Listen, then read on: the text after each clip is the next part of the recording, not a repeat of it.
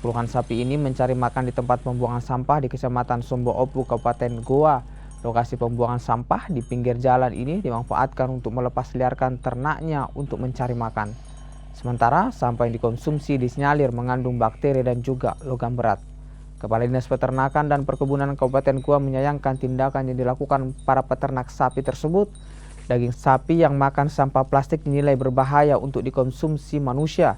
Pemerintah Kabupaten Goa kini gencar melakukan pantauan dan pemeriksaan kesehatan hewan mengingat permintaan hewan kurban meningkat tiap tahunnya. Bagi Anda yang memiliki rencana berkurban di Hari Raya Idul Adha, ada baiknya untuk berhati-hati memilih hewan ternak. Daging yang dihasilkan dari sapi yang memakan sampah ini juga akan berdampak apabila dikonsumsi oleh manusia. Nah, dampak dari manusia setelah mengkonsumsi daging yang makan sampah ini adalah gangguan pencernaan.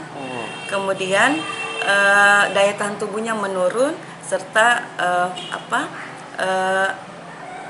dalam jangka waktu panjang itu akan menyebabkan penyakit kanker.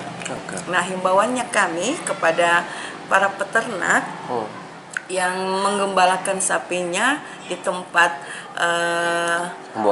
pembuangan tempat sampah itu, sebaiknya sapinya itu dikandangkan dan diberi makan pakan yang lebih baik gizinya.